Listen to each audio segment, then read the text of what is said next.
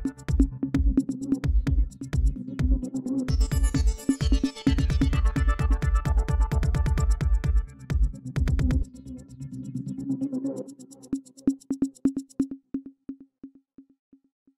मेरा पैशन है, तो मुझे लगा कि मैं भी तो ले सकती हूँ स्टेप। मुझे अपने पे कॉन्फिडेंस है कि मैं कर सकती हूँ।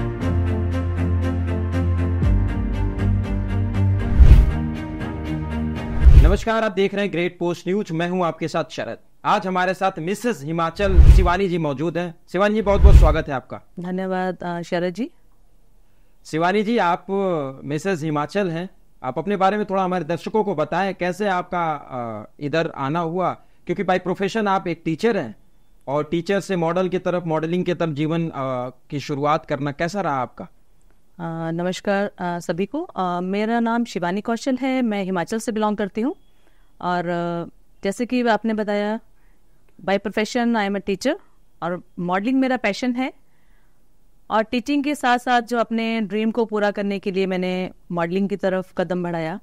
और ये मेरा सफ़र शुरू हुआ कोरोना के बाद 2022 में, क्योंकि उस टाइम में कुछ दौर ऐसा चल रहा था कि हमारे जो काफ़ी हमारे भाग दौड़ वाली ज़िंदगी थोड़ी थम गई थी। उस टाइम में मैंने ये कोशिश की कि हम खुद पे अपना ध्यान दें, क्योंकि वक्त रहते कई बार हमें अपने सपनों को पूरा करने का वक्त नहीं मिलता। शौक़ मुझे बहुत पहले से था, बचपन से कह सकते हैं आप कि मॉडलिंग का शौक़ था। अच्छे से ड्रेसअप होना, अच्छे से अपने आप को मेंटेन करना, ये मेरा शौक़ रहा शुरू से। लेकिन मॉडलिंग में आ नहीं पाई क्योंकि शादी हो गई जल्दी ही मेरी।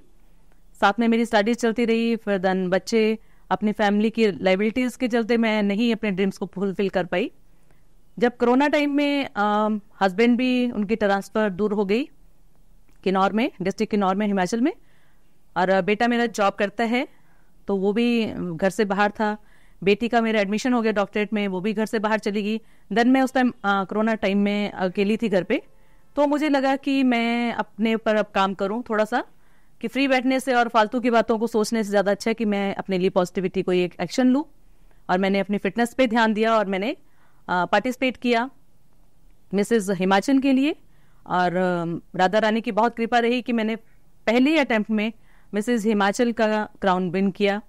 और वहाँ से मेरा एक सफ़र शुरू हुआ। और जब मैंने विन किया तो मेरा कॉन्फिडेंस लेवल बहुत हाई हो गया और फिर मुझे रुकना नहीं था। मैंने ये ठान ली थी कि अब मुझे रुकना नहीं है, मुझे आगे आगे बढ़ते जाना है। और इस चीज़ के लिए मेरी आपने मॉडलिंग की तरफ जब अपना रुख किया जी, तो सबसे बड़ा क्या मार्गदर्शक क्या बना था आपके जीवन में? जी, जैसे कि मैंने बताया कि मेरा शौक था पहले, और मैं किसी इवेंट में जजमेंट पे गई थी, डांस के जजमेंट पे गई थी, क्योंकि डांसिंग भी मेरा शौक है, पैशन है डांसिंग। तो मैं वहाँ पे जब गई थी डांस जजमेंट पे, तो वहाँ पे एक जो मॉडलिंग के जज आए हुए थे फीमेल के लिए, मिसेस कैटेगरी में जो जज पे थी, तो मैंने उनको जब देखा तो उनका ड्रेसिंग जो था और ओवरऑल जो भी उन्होंने टाइटल विन किया था, तो मुझे लगा कि यार जब ये कर सकते हैं, वो भी टीचिंग लाइन से थे, तो मुझे लगा कि मैं भी तो ले सकती हूँ स्टेप। मुझे अपने पे कॉन्फिडेंस है कि मैं कर सकती हूँ। फिर मैंने वो स्टेप ले लिया और बहुत अच्छा रहा मेरा वो स्टेप। आज मैं बहुत खुश हूँ कि मैं मॉडलिंग की लाइन में हूँ। एजुकेशन आपकी हिमाचल प्रदेश से लगा के दिल्ली तक रही है जी। और आपकी मॉडलिंग की लैंग्वेज क्या क्या रही है? किस किस लैंग्वेज में? अभी आपने बताया कि आप कुछ गाने को भी शूट कर रहे हैं, वो आपके गाने किस किस लैंग्वेज में आ रहे हैं? सर, मेरे अभी अपकमिंग सॉन्ग्स आ रहे हैं पंजाबी, हिमाचली और हिंदी। अच्छा जी। आप अभी हिमाचल की रहने वाली हैं, दिल्ली में आपकी एजुकेशन रही, अभी आप यूपी में जी। और आपकी जो आपका खुद का एक्सपीरियंस रहा है वो रहा है टीचिंग लाइन का, और पॉलिटिकल साइंस आप पढ़ाती हैं जी। राजनीति की तरफ देखा जाए, कैसा आपका है राजनीति? क्योंकि आप 3 प्रदेशों से, हिमाचल, दिल्ली और फिर अभी यूपी में जी, क्या अंतर देखती हैं राजनीति में? सर, राजनीति के बारे में अगर मैं बोलना चाहूँ तो मेरा मानना है कि मैं किसी एक पार्टी के लिए नहीं फेवर करती हूँ कि पार्टी अगर बीजेपी है, उनके काम सही नहीं है, प्रोग्रेसिव नहीं है, तो मुझे नहीं लगता कि कोई पार्टी एक मैटर करती है, जो कि इंसानों की एक सोच बनी होती है कि हम बीजेपी को ही सपोर्ट करेंगे या हम कांग्रेस को ही सपोर्ट करेंगे या हम आप सरकार को सपोर्ट करेंगे। बहुत सारी जो हमारी पार्टीज हैं, तो मेरा ये मानना है और मैं प्रैक्टिकली इस चीज़ के लिए सोचती हूँ कि हमें किसी भी एक पर्टिकुलर इंसान के उसके काम का जो जज्बा है या वो क्या प्रोग्रेस के लिए कर रहा है, कंट्री के लिए, अपने स्टेट के लिए, अपनी जनता के लिए, तो मुझे लगता है कि राजनीति में आना ही उनका सबसे पहला यही एक शपथ होती है कि हम जो है अपने देश के लिए, अपने देश की जनता के लिए, उनके भले के लिए, उनकी प्रोग्रेस के लिए काम करेंगे। और वही एक राजनीति जो आने का एक जरिया है, ये नेता का एक जो ड्यूटी है।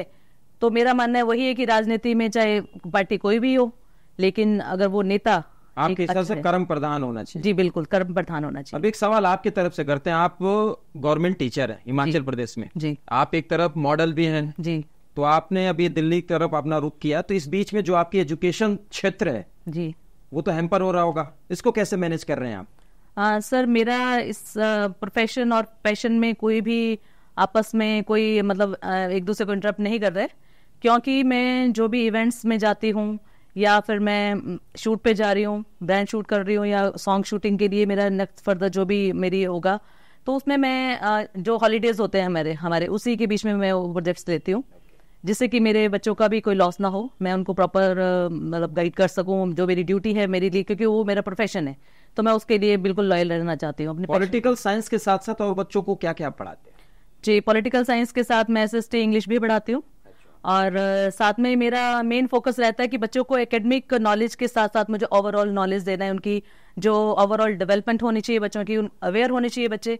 और जब भी मुझे मौका मिलता है तो मैं बच्चों के साथ उनकी काउंसलिंग करती हूँ और उनको हमेशा अवेयर करती हूँ कि आपको सोसाइटी में जब आप करते हो काउंसलिंग का एक्चुअल थीम क्या होती है? आपको किस चीज को मेन टारगेट करके आप काउंसलिंग शुरू करते हो? जी, मेरा मेन थीम जो रहता है बच्चों के लिए कि आप सोसाइटी में कैसे सर्वाइव करेंगे, आपको कौन कौन सी प्रॉब्लम्स आ सकती हैं और आपको कैसे उनको फेस करना है, कैसे उनको हैंडल करना है। इसमें से कोई आप भी चीजों को फेस किया है जिससे आपको काउंसलिंग का थॉट आया कि भाई ये हमने फेस किया तो ऐसे बच्चे ना करें? हाँ, नहीं, अभी मेरे साथ अभी कभी ऐसा हो नहीं पाया कि भाई मुझे ऐसे सोसाइटी में कभी कोई चीज करनी पड़ी। हाँ, एक चीज मैंने जरूर फेस की है, जो कि मैं अपने बच्चों को भी कहती हूँ, क्लास में जाती हूँ तो बच्चों को भी बोलती हूँ कि सोसाइटी में जो है ना हर चीज के कहते हैं ना सिक्के के दो पहलू होते हैं, तो नेगेटिव पॉजिटिव भी हर फील्ड में आपको मिलेगा।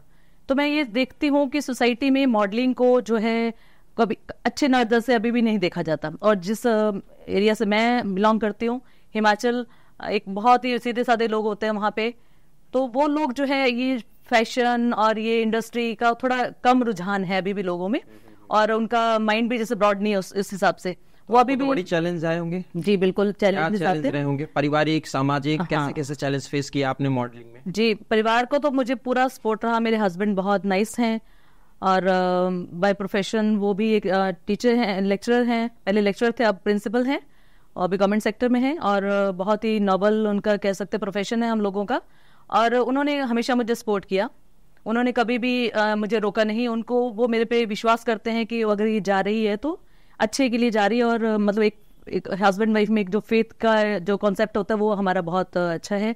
और दूसरा, मेरे बच्चों ने मुझे बहुत सपोर्ट किया, वो प्राउड फील करते हैं कि मामा आपने अपने ड्रीम्स फुलफिल कर रहे हो और हमें आपके नाम से जाना जाता है। फैमिली में कौन कौन है आपके? हस्बैंड? जी, फैमिली में मेरे हस्बैंड हैं जिनका नाम अशोक भारद्वाज है, और मेरा बेटा है अंशुल भारद्वाज, वो जॉब करता है, वो शिमला हिल्स नाम की जो फूड प्रोसेसिंग कंपनी है वहाँ पे प्लांट मैनेजर है, ये पोस्ट पे पिछले 4 साल से अपॉइंटेड है। और बेटी मेरी जिसका नाम श्रेया भारद्वाज है, वो डॉक्टरेट कर रही है, 3rd ईयर चल रहा है उसका, फिरोजपुर से वो अपना डॉक्टरेट कर रही है कंप्लीट। और मैं तो आपके सामने हुई, और मेरे फादर मदर हैं जो कि बेसिकली हिमाचल से ही हैं, पर अभी मेरे भाई भाभी वगैरह ऑस्ट्रेलिया में सेटल्ड हैं, उनके साथ हैं। मेरे mother in law father in law वो भी हिमाचल में ही रहने वाले हैं, तो फैमिली का काफी अच्छा एक सपोर्ट है। ब्रांड, आपने कोई ब्रांड को शूट किया अभी? जी जी। क्या रहा है उसका एक्सपीरियंस, थोड़ा उसके बारे में दर्शकों? जी, ब्रांड शूट में मैंने ज्वेलरी शूट किया है, डी ज्वेल्स अपने करोल बाग में जो है दिल्ली में, उनका मैंने अभी पीछे ब्रांड शूट किया, तो मुझे बहुत अच्छा लगा, क्योंकि उस शूट के बाद मुझे काफ़ी और भी ऑफर्स आए, मुंबई से ऑफर आए और भी अपना दिल्ली से भी ऑफर्स आए कि आप ब्रांड शूट करें, डायमंड ज्वेलरी का शूट करें, गोल्ड ज्वेलरी का शूट करें, और बाकी क्लोथिंग का भी आ रहा है मुझे जो शूट्स है। तो मैं करना चाहूँगी आगे कि मुझे अच्छी एक अपॉर्चुनिटीज़ मिल रही है, तो मैं उनको ज़रूर आगे लेके चलना चाहती हूँ। आगे का क्या आपका ड्रीम क्या है? जी, मॉडलिंग के लाइन में अगर बोला जाए तो मेरा जो नेक्स्ट ड्रीम है, जो एक नेक्स्ट स्टेप होगा, वो मेरा मिसेस यूनिवर्स के लिए है, जो कि मैं अभी प्रोसेसिंग में चल रहा है मेरा।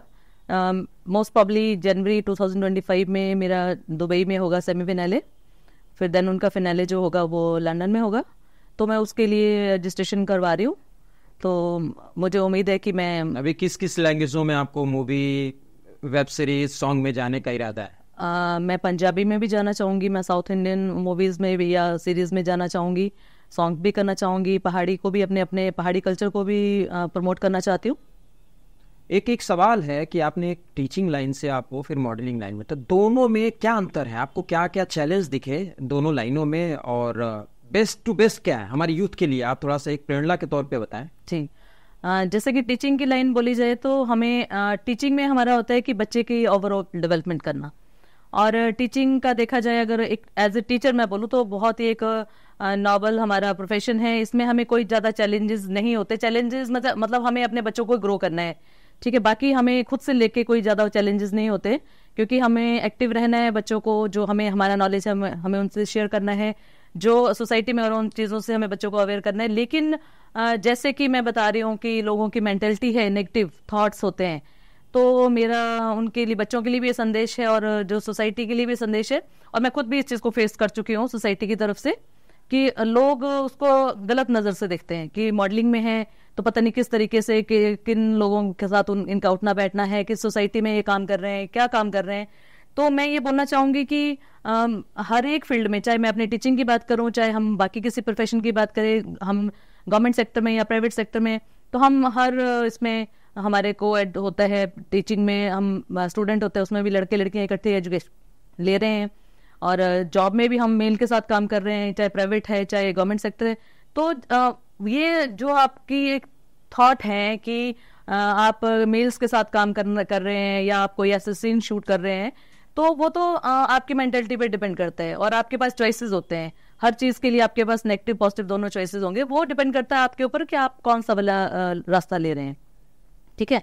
तो वो चीज़ है, वो सोसाइटी में मुझे फेस करना पड़ा। और मैं इन चीज़ के लिए सोसाइटी वालों को ये मैसेज जरूर देना चाहती हूँ कि लड़कियों के लिए चाहे लड़कों के लिए मॉडलिंग एक बहुत अच्छा एक प्रोफेशन है। बस वो है कि उसको आप गलत वे में ना लें, और जो इस लाइन में आता है वो भी बड़ा अलर्ट होके चले। मैं ये चीज़ मानती हूँ कि इसमें भी अच्छा बुरा होता है, ये नहीं बोलती हूँ कि इंडस्ट्री बहुत अच्छी है। एक पर्सनल क्वेश्चन है आपसे, आपके घर से अगर मॉडलिंग में लोग आना चाहे तो आप सपोर्ट करेंगे? बिल्कुल, मेरी बेटी इंटरेस्टेड है और वो बोलती है कि मम्मा मैं लास्ट ईयर में आऊँगी इसमें, और बीच में भी अगर कोई चांस मिलता है, जब मेरा मतलब कुछ बीच में गैप चल रहा होगा, स्टडीज़ में वेकेशंस वगैरह चल रहे होंगे, तो मैं ज़रूर उसमें पार्टिसिपेट करूँगी, क्योंकि वो एक मोटिवेशन मिलती है ना।